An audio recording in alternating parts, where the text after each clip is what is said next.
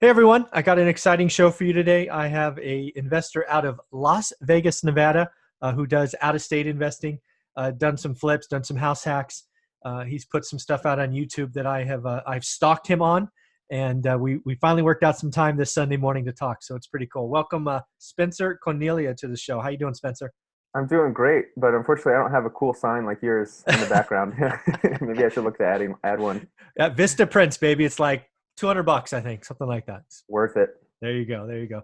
So Spencer, why don't you introduce yourself to the audience, tell you who you are, how long, again, where you're at, that kind of stuff.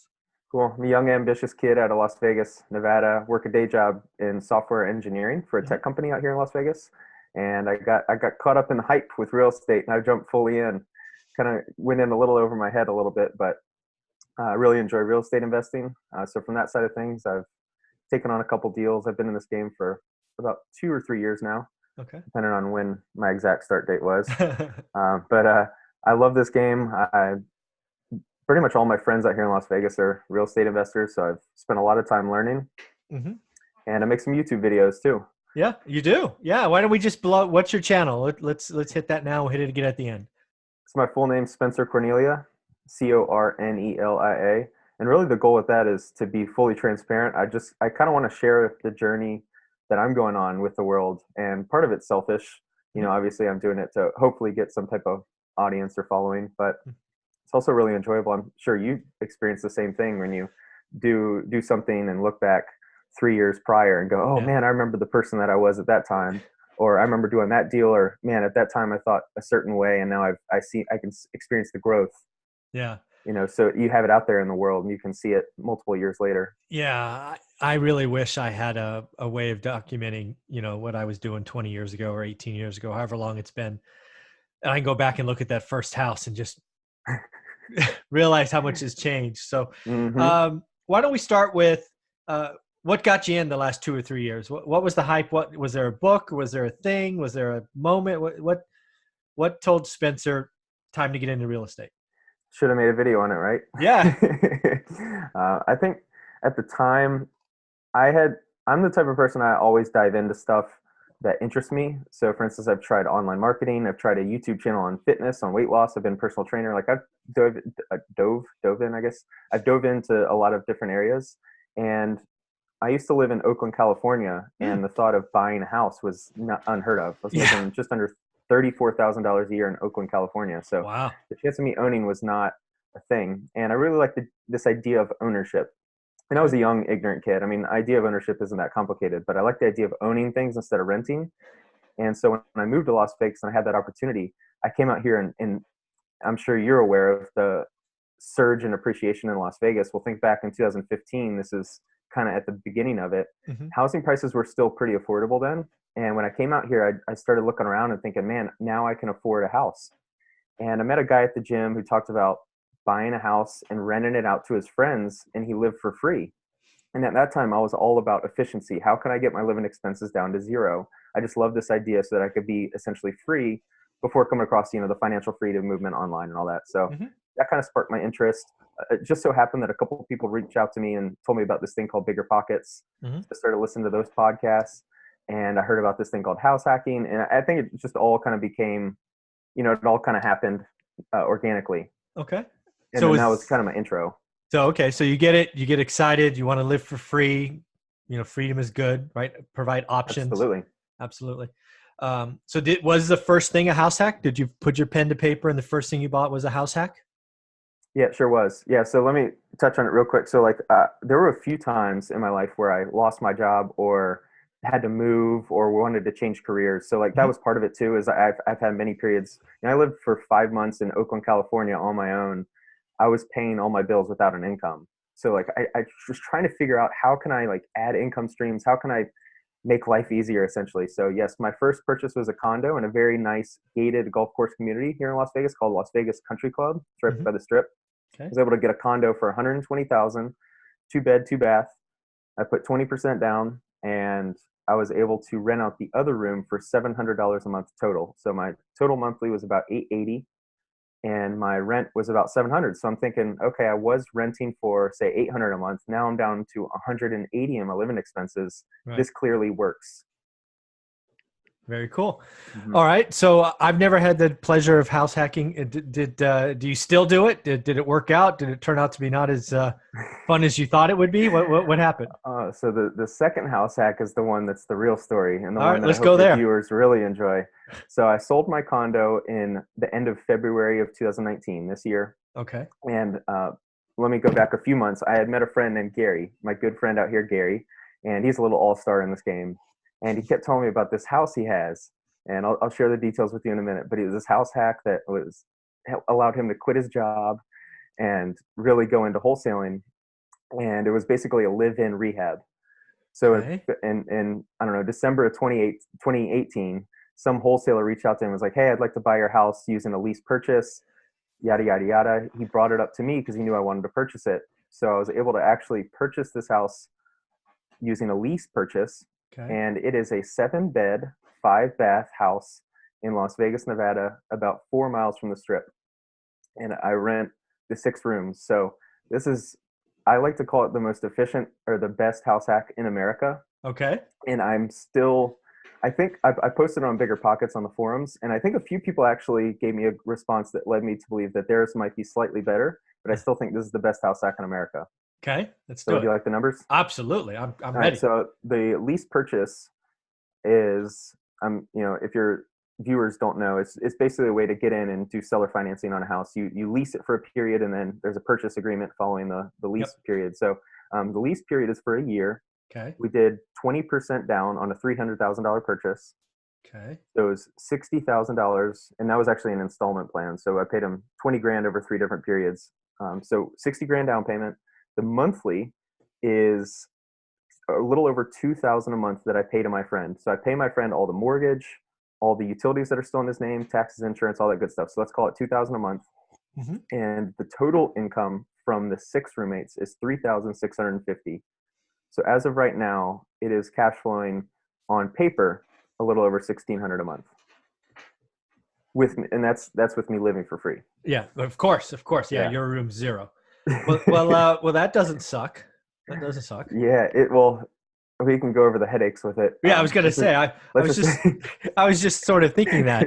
So 7 bedrooms. So is this like a 3,000 square foot house? It's 2,400 square feet out Oh here in shit. Vegas. It's very common to have the garage converted. Oh, okay. So imagine a house that has 6 beds, 4 baths. So we have 2 rooms upstairs with a private bath, and Okay. then 2 rooms upstairs and 2 rooms downstairs that split a bath. So that's Okay. the house, and then there's a big garage, a double garage that's converted that has its own, it's essentially its own unit Uh-huh.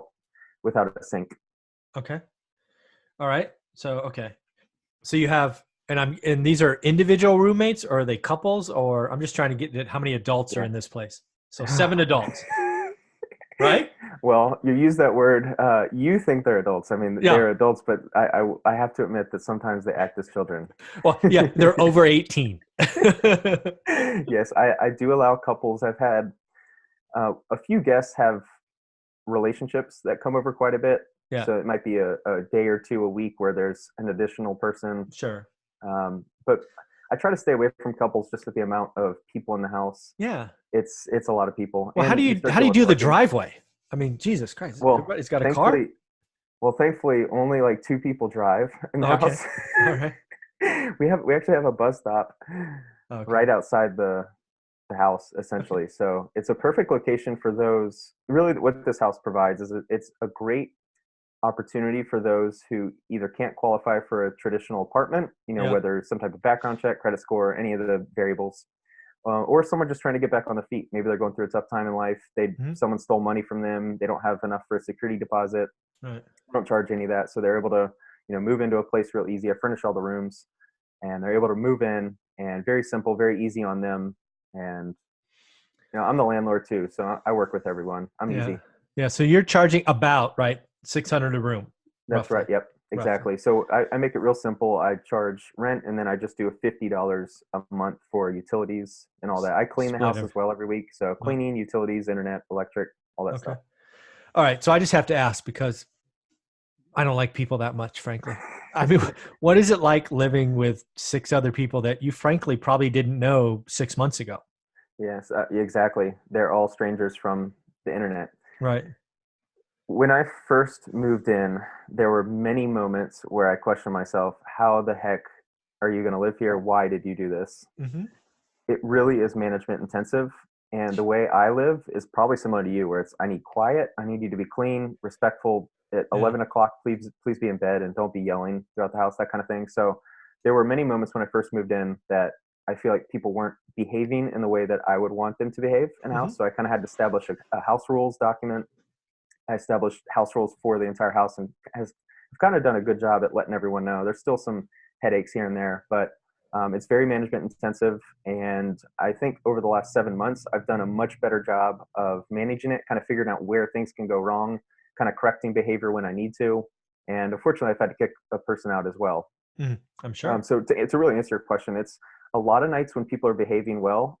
I don't even see people. There are days where I come home during the week where I go down in the kitchen, I go up into my room, I never see a person. So there's definitely days where it's like, man, this is the easiest cash I've ever made. And then there's days where the cops are called and I have Yeah. to deal with that. Oh, well, you So, you got to tell that story. When are oh the cops man, called? yeah. So this was 2 weekends ago. Basically, long story short, we had a tenant with a very ugly relationship with a woman, and she kind of came in and moved in, and then they fight every time they're together. The second alcohol is drank, cops Mm, will be called. I put my money down that the cops will be called. So essentially, she came over to pick up her stuff because they're going through a breakup. yeah. I use that air quotes, but Yeah. anyway, essentially they start fighting and bickering, and she calls the cops, and they show up and had to deal with it. There really wasn't much drama once the cops showed up, Yeah. but it's just the fact that I spent my whole morning Saturday, two Saturdays ago, just sitting in between them, basically mediating as the adult, making Oh, sure that there was no violence, making sure that there was nothing that was going yeah. to happen that was going to affect the other tenants. I also, I have to keep the other tenants in mind when any Yeah. situation happens. Like I got to protect everyone in the house. So I kind of had to sit there. And of course, any minute that I would leave, I would go in the kitchen to cook lunch or something. They would start yelling at each other and claim they were hitting each other or something. And but Ah, they're both liars. Anyway, it's a long story. So yeah, the problem is if you get a tenant in that causes problems, it becomes a bigger problem than if it was just you and them. yeah. That's the issue with this many people. Yeah. So let's talk about house hacking in more detail because a lot of, I don't want to genericize as young people, but that's where I hear it from. Hmm. See it as, the way out of the rat race, if you will, right? I'm going to Agreed. house hack. I'm going to live for free. Clearly there's drama involved, right? You're dealing with people, probably people you don't know. Um, now that you've been into this house for 7 months, it sounds like you glad you did it. You 100%. Yeah, okay? I'm in a Good. position in life where I can handle the headaches. This is Okay. not for everyone. If you have a kid or if you're in a serious relationship where you have a girlfriend coming over, Yeah. it's going to be questionable.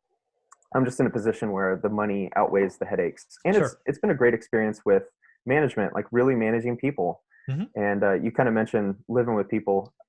What's really tough is you do not know how people live until they move in. Yeah. You could have someone with a criminal background. On paper, no apartment would ever rent to them. They move in, they're super nice and grateful, and they follow the rules because they have no other option. You have that option, that person. Then you have another person that fits the bill. Is great on paper. They move in and they play music loud at night. They don't listen. It's really hard to tell. Yeah. All right. So house hacking, thumbs up. Obviously, there will be a point in your future where it doesn't make sense, right? Completely agree. Relationship, kids, whatever. I guess here's a question I've always wondered. Let's say you get in a relationship or married or whatever you want to call it 3, 4, 5 years from now. I'm guessing you don't just stick a seventh person in because I could not imagine house hacking when you're not there, right? It's just, I'm guessing it blows up. The upside of what I'm doing is the cash flow today. The downside is the uncertainty of the future and how I'm going to exit this property. Right. I still don't know. I don't have an answer for you. There's a guy on YouTube called Matt McKeever Uh huh. up in Ontario, Canada, and his business model is renting by the room. And he's kind of blown up in the sense that he's got something like 60 doors. So I actually may pursue that route, rent by the room strategy. So Okay. if I can, I might try and do one in Vegas. And if I realize I can do it when not living in the property and renting by the room, Hmm. then I can see myself renting this house by the room Okay. while not living in it. But I think that needs to be your business model because and living here has provided a lot of a lot of headaches.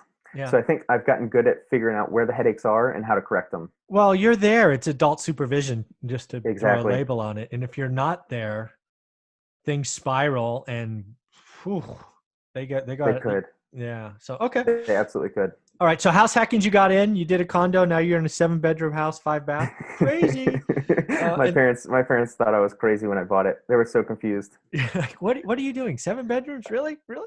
Yeah. Okay. All right. So then, so that tastes good. You're living for free. You got Hmm. over $1,000 a month that you can spend on other things. What else do you do? What was next? You go to a flip next, or what'd you do next, I Spencer? had 2 flips in progress when buying this place. Oh wow. So Okay. my 2 flips, the hard money from each is about 3,500 a month. Okay. So when I moved into the house hack, the idea was that the net income from my job, my W 2 job, Yep. and from the house would cover the hard money expenses. And that would allow me to flip these 2 houses and finish the projects on time and well. Well, I am a caution story for what can go wrong in real estate. I've Yes. experienced pretty much a situation where things went really wrong, Hmm. and I'm guessing you want to hear them. So Yep. I have these 2 in Cincinnati, Ohio. They're both good deals, and the first one, the time frame of the flip was going long, but it looked to be done in about May, which is all right because then you can sell in the summer. And I figured the extended rehab would be fine because it would sell right away, Hmm. and it would sell kind of for top dollar right there in the summer. Well, essentially, my agent and he sent his photographer out to go take pictures of the property when I was under the impression that it was complete. And he called me and said, "This is the worst expletive rehab I've ever seen." And I was like, "What are you talking about?" He said, "Look, man, this contractor screwed you. He There's way too much here that's really poorly done, really poor work." And I go, "Well, I've had 8. The hard money lender has sent 8 inspections that cost $150 each to go inspect the property. I've been sent pictures for 8 months, and how is this bad?" And he started sending pictures that like the photographer couldn't catch.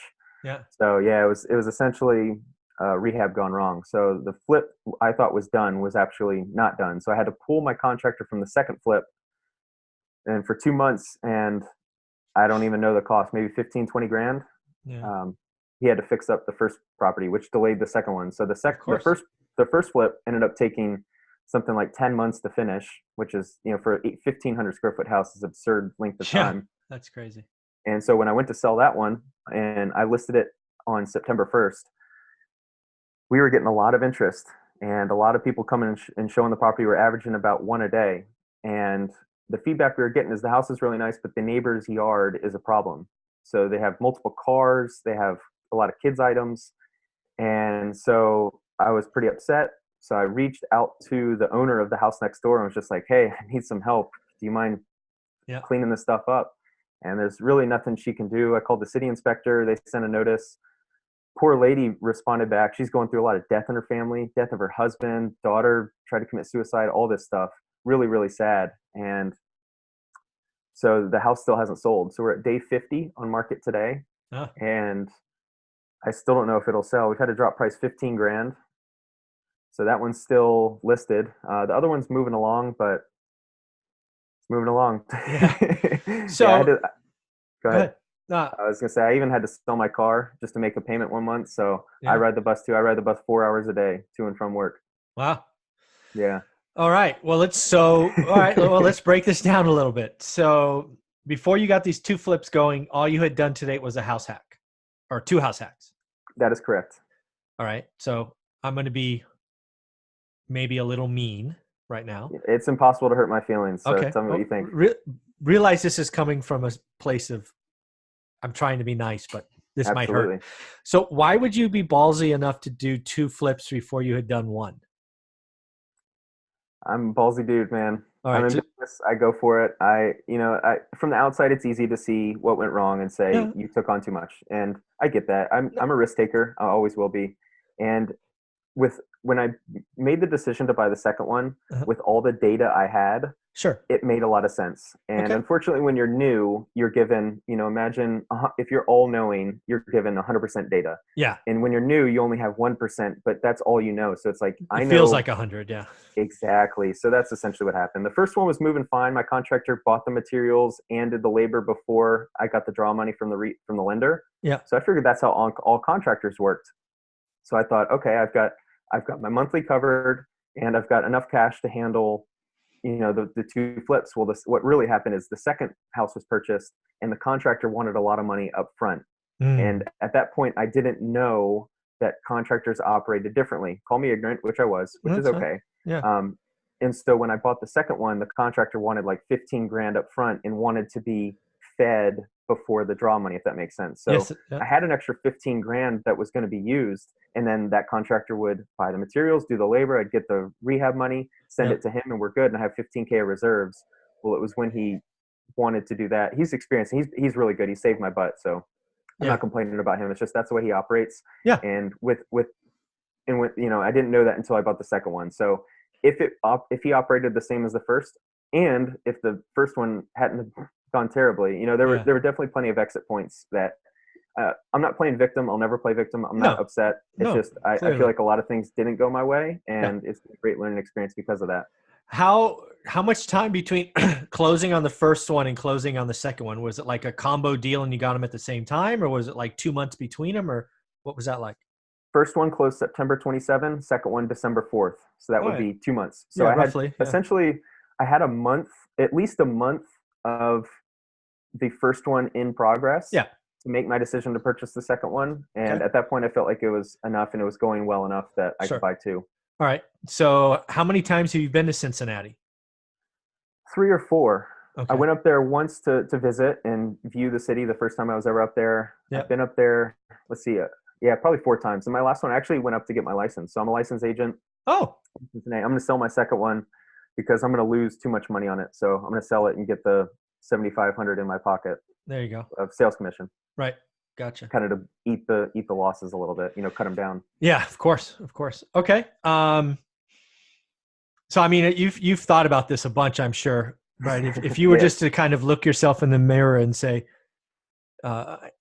basically, I think in real estate, the most expensive mistakes are the ones that are repeated, right? Mm, There are yes. so many mistakes, and we all make them. People have been in the game for 15 years.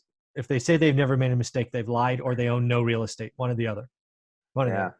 So don't beat yourself up too bad. But if you're going to look yourself in the mirror or the video camera, what are some things that you could say now that you won't repeat again? Because again, the most expensive mistake is the one that's repeated. So what are you not going to repeat? Over leverage.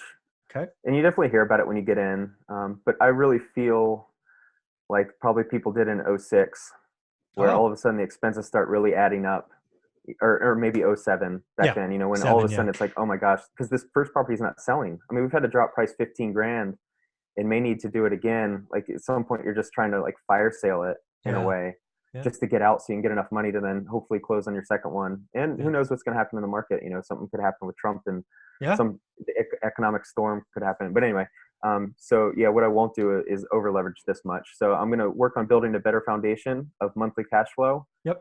And thankfully, with experience, you should be able to correct mistakes right away. Oh, As yeah. long as you've got a decent head on your shoulders. So I think moving forward, I'm going to do my best to stay away from hard money. Okay. My two hard money loans are 15% interest and like 3.5 points. Yeah, they're super expensive. So Okay. I'm going to do my best to. I'm really going to focus on seller financing, buying There you on go. seller financing, selling on seller financing. So I can stay away from these really expensive loans. Yeah. Yeah. 15 points is pricey. It is. And Yeah. what I really realized with what I've gone through is there's a lot of stuff that you can't see. And unfortunately, with life, that just happens to everyone. Yeah. And you don't know when it's going to happen. But there are certain events that can happen in your life Yeah. that could hit you and basically create a house of cards for your investment business. And I got to say that when I'm on bigger pockets, I see a lot of people that are winning. And I think they're over leveraging themselves. And thankfully, I'm in a position I haven't got out yet, but I should be able to get out. Right. I think some people have gotten big enough where they won't be able to get out. And Well, one of the things you may or may not know this, but so I invested starting way back in 02, 03. So I saw that collapse up close. I knew one mhm. guy worth 10 million bucks on paper that had the dominoes fall, and he just couldn't get out of the way, and he went bankrupt. Oh my gosh, that's So, traumatic. so this over leverage thing is no joke. It's time to get small, right? The market is certainly toppy. Um, I really enjoy talking to people with experience through the crash because my whole mindset now, I was a young, ignorant, ambitious kid before this, and now I yeah, see that there is risk. There's Mhm. Nassim Taleb is probably the best person to talk about this, the black swan events and all that Yeah, stuff. But I see now that there's a lot that can go wrong, and bad things happen to good people, even if you have sure. good intentions. Yeah. And you make good investing principles today. That doesn't mean they're going to be good in 6 months. hmm And so I Yeah. enjoy listening to people that people who have struggled or people who have gone through a tough time or at least experienced or were in the game during a major depression or hmm recession like Yeah. 2008. Yeah. They come with a lot more wisdom than say someone that started in 2011 who got punched on one deal and then Yeah. still won. I I um I am very nervous for lots of the people I see on YouTube and Bigger Pockets and other meetups that have, I'll just call it, huge egos because they've won the last 5 years. Yeah. The last 5 years are not normal. We've come off the bottom of the worst Great Recession in our entire lifetime, I hope, and it's pretty easy to be right in that kind of market. But there are too Yes. many of them getting over leveraged. They're taking on one. They're now what they're doing right today in 2019. They're adding one or two more deals to their pipeline because they just can't pass them up. And Hmm. that's going to be what starts the dominoes falling because hard money costs are going to run up. They're not going to be able to sell them in the winter. And I think prices are going to come down and the dominoes are going to fall. And I keep screaming Yeah. to try to help people, right? But we'll see. We'll see. I do have one question. Why did you choose Cincinnati, right? You could have done a deal in Vegas. I know investors in Vegas. Why'd you Yeah. choose Cincinnati all, states away? Vegas was really competitive, still is in the flipping Sure. game. And I was starting to network with people that were doing a lot of deals. I just didn't get the sense that I could get in. And most Mm. importantly, at the time, I didn't have enough cash for hard money lending. So even Ah, though you need very little down in the percentage sense, right. 10% out here might have still been 30 grand. Sure.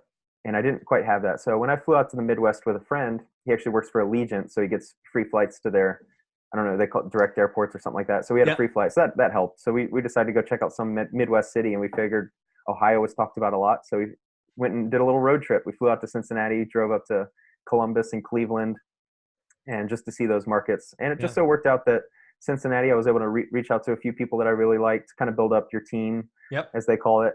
And I felt really comfortable there. And when I came back and started looking at deals, the purchase price on these places of 30 to 60,000 meant that I could get in and do a flip there, and I could Got it. get hard money. Now the hard money lender is super expensive, but they only require 10,000 down. So that Okay. was probably the biggest determining factor, is just the ability to flip. Okay. Would you now, here again, most expensive mistakes, the ones that's repeated, knowing what you know today, would you still pick Cincinnati or would you try to? 100%. Oh, I you think would. it's one of the best hidden markets in the country. All right. And essentially what I'm going to do after this learning experience is I'm going to fly out there numerous times during my next rehab, and I'm also going to I'm going to do one next and not two, even if I have the means to do two, only one. Mm-hmm. And I'm going to buy, hopefully the next purchase will be using seller financing, so I don't have to deal with hard money and all that good stuff. Yep. And I'm going to sub out the work myself. So I, I know a lot of investors have a lot of bad things to say about contractors. I don't want to play this game where I always have to find contractors. Mm-hmm. I'm totally cool being small and doing super profitable deals. Yeah. If it means doing 4 a year and not ever experiencing this again, of not getting sleep, losing Yeah. my car, all Yeah. this stuff. So I'll definitely stay on top of it better. And in my opinion, if you have the ability to fly to a location, just a few extra hours is the only thing that differentiates that location from your backyard. No, absolutely. I mean, the market I've chosen is 2.5 hours away. It happens to be 2.5 hours away by car, but still Yeah. 2.5 hours is, you can get lots of places in 2.5 hours. Yeah. And which market is that? I invest in Fresno, California, Right. Because you're up in Sacramento. Mountain View, Bay Area, Mountain View, Okay. I was San thinking Francisco. Sacramento. That's okay. That's I still think you had a California. video about Sacramento or something. I did talk about Sacramento. Yeah. Okay. Yeah. Very cool. All right. So that's interesting. So you would still pick Cincy. So you said it's one of the most hidden markets. So let's celebrate Cincy for a while. I know nothing about it. Why do you think it's a hidden market? Stay away. Stay away. It's terrible. So if you're interested in flipping, you need to have some type of profit, obviously. So in some areas it's $90,000 sale price, which probably isn't lucrative for flipping. Hmm. However, there are still plenty of neighborhoods that are still seeing appreciation and getting Hmm. into that 150 to 200,000 range, which is enough to have some meat there on the bone for flipping. So I think there are markets still available for flipping if that's your strategy. I think buy and holds are very lucrative because the income from the rental income is still high compared to the purchase price, in Hmm. my opinion. If you're looking at a lot of markets, I think it's still high there. I think there's a lot of really good neighborhoods within Cincinnati. When you go there, I have a really good feeling about the city. And obviously that's emotional, not on paper, so it's hard to quantify it. But I know when I go there, I really like the look of the city. I like the neighborhoods. I like the people from everything I've seen. And so I think it's a great market to invest.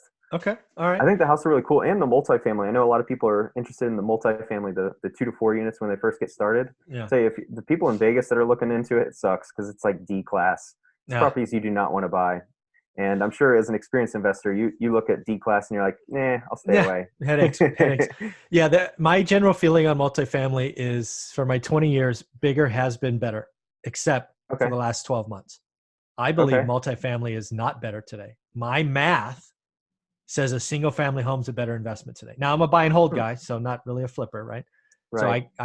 basically I generate a version of cash on cash, and I've owned enough of this stuff to know that frankly, multifamily is overpriced, and in some markets significantly so, in my Yeah. opinion. So, And a lot of people are getting caught in the mania. I was when I bought my deals. I was when I bought the fourplex in Vegas. mhm, That the video you saw. yeah, You get caught in this mania, and you really want to be a part of the big gold bucket. You I'm know. I'm glad you said mania because I just did a video in the last 2 or 3 weeks trying to warn people. Multifamily today is exactly like houses were in '06, where everybody's Wow. talking about them. I mean, like cocktail parties, and first they were talking about fourplexes, and then 10, and then 20, and then 50. And if anybody buys a 50-unit apartment building as their first investment, they're going to lose their ass. I mean, it's just so much harder Yeah. than these Grant Cardone people make it look like. Agreed. Man, it's Completely agree. There's so much that can go wrong, it's and going to you can blow you up. can fantasize and make real estate investing so sexy, but then come talk to me and let me give you the Yeah, nights that I can't sleep because I made a slight mistake. yeah, They don't talk about that. yeah. It's not about Excel. Just because your Excel sheet says you're going to make a lot of money, don't believe it. That's not not Agreed. not a good thing. All right. So how else can we help investors? Right. We'll call this video cautionary tale. So how else can we help people temper their excitement? I think that's really what we both want to do is bring down the sugar high that some people come into this game with. What else can we do? Number one, I think the most important thing when you're first starting out, you feel like you need to rush in because there's only so many deals Mm, and you want to get in and enjoy the game while you can before the deals dry up. At least that's my sense. So yes. if you're someone out there that has that feeling, trust me, once you get a couple deals under your belt, there are deals everywhere. Yes. Sure, certain markets only provide a certain strategy. Yeah. Buy and hold is best here, flipping's best here, that kind of thing. But let me tell you, if you're an investor with an open mind, there are Yes. literally deals everywhere and there always will be. So I Awesome. think it's most important to understand that there's no rush. If you only start with one deal and you wanted to do two, that's fine, as long as you don't lose your tail, because that's what really wipes you out, right? Yeah. Yeah. Or sets you back. Because And then these two flips might set me back a year and a half. yeah, I mean they really could, right? And yeah. So the other thing is, yeah, cautionary tale, don't rush. I love that idea. Um, Yeah. And no, then I had a second one, and that is please. go No, go ahead.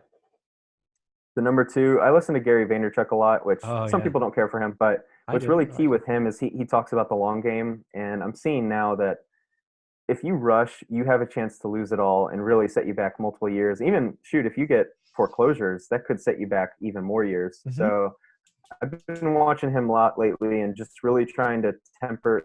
I'm very ambitious, as are a lot of people that enter this game, and I think it's easy to try to just get a lot. I want to be a millionaire at 29. I want to be 50 rental units at 34. All these arbitrary numbers, Yeah. and really, it's about the long game. Like this game is so financially lucrative if you Yeah. make good decisions. I mean, I talked about my house hack. I'm Yeah. cash flowing 1,600 a month. Like that's one deal could completely change your life if you're in your 20s. It's just Yep. literally just one deal. Yeah. So if you have the long term view, I think that'll benefit you and kind of help people stay away from kind of what I've gone through, and that is short term mania of trying to Yeah. get in and over leveraging. Well, let's talk about one other thing you mentioned there that it drives me insane with what I see going on in the real estate game and motivation and all of that. And that's a fixation on unit count, right? Agreed. It's unit count is the likes of Instagram, right? It's a vanity metric. It makes you feel good. You feel like a big rock star. I don't care. I really don't care. You want to tell me you have 100 units? I own stuff like that. And I know you could go bankrupt owning those. Tell me Mm-hmm. how much cash flow. Like, tell me in your example, you make $1,600 net, net, net. I like that. Let's talk about that Mm-hmm. number. And that's from one, right? Yeah. Don't come up to me at some meetup and tell me you own 50 units. If that's all you tell me, I'm going to be annoyed, right? Tell me about the net cash flow. That's what we should talk about. Yeah. At So, 100 a door, I essentially own 16 units, the equivalent yeah, exactly. on paper, essentially. No, Yeah. Are absolutely you right. on Instagram? Are you into that? I do Instagram? Are have you an into that? account. I have somebody post for me, one rental at a time. Everything I do is one rental at a time. So, Yeah. yeah, It's a really good logo or kind of brand. yeah. Well, you got to do me a favor and send me your address so I can send you an autographed book. This has Oh, been fun. sweet. Yeah. So do that offline. You All got right. it. Anything else? So number one, number two, by the way, I love Gary V. So I think Oh, he's good. very focused. That's actually why I produce so much content, because he's like, just create it, put it out there, see what happens. Um, okay. And any other cautionary tales for folks? I don't know. I don't like to sound too preachy as if I know Yeah. everything. So I don't really, I'm not too big into like give generic advice. So Yeah. hopefully if I Well, listen to this, maybe there's something that was learned. yeah. Well, I'll give you my advice, just given the story I heard. So first Hmm. off, yeah, don't rush. I tell people, whether it's buy and hold, flip, wholesale, whatever, get one deal done, sit down for 30 or 60 days and figure it out. Right. So that's a Yes. big thing for me. It is a long game. You could certainly hurt yourself in the short term. My journey, this book that you're going to read is 15 years, from one rental to a decent portfolio. So I totally agree with that. I have a particular problem with everybody investing out of state, Okay. specifically because I don't believe enough people are getting boots on the ground. So bad Yeah. stuff can happen, i.e., Yep. That's well, exactly what wait a happened. second. I had videos. I paid $150 for inspections. You don't know these freaking people. Yep. For all you know, they can take pictures of other properties. I mean, what the heck, right? Yes. Right there, Entirely possible. right. So I have that. That really bothers me. I think there's a lot of people going to lose their ass because they're investing out of state and trusting people. Yeah. You know that Morrison Vest probably triggers you then too. Oh, yeah. I've unfortunately, I actually interviewed him. Uh, Oh, really? I did, because on on Instagram or even YouTube, he looks interesting, right? That's why I saw him. Absolutely. He was on TV. I posted it, and people blew up my videos or with comments. I'm like, I had no idea, right? Oh, wow. I You didn't interviewed know. him after the scandal? I guess, yeah. I interviewed him 4 months ago, I think. Oh, wow. Yeah. So it was eye opening, because I'm like, I don't know what's going on. I mean, I look on YouTube, it's great, but whatever. So that was unfortunate. Yeah. So I deleted that video. Um, yeah. So that's not good. And then the unit count bothers me, because it should be about cash flow, not unit count, vanity metrics. What else? Yeah. I think the market's toppy. So I think I'm very afraid that I'm going to see more millionaires go bankrupt. I still remember that from 07, 08. That's a horrible feeling. Just watching Even on somebody's empire crumble. Yeah. Yeah, I'm super small scale. I'm a beginner, and I have to admit that this is traumatic. Like when my contractor calls me, it's PTSD because I'm just waiting on him to tell me some event. This is 10 grand Yeah. over. I just don't have the money. Like I don't have any. I don't even have money for food. So it's like Yeah.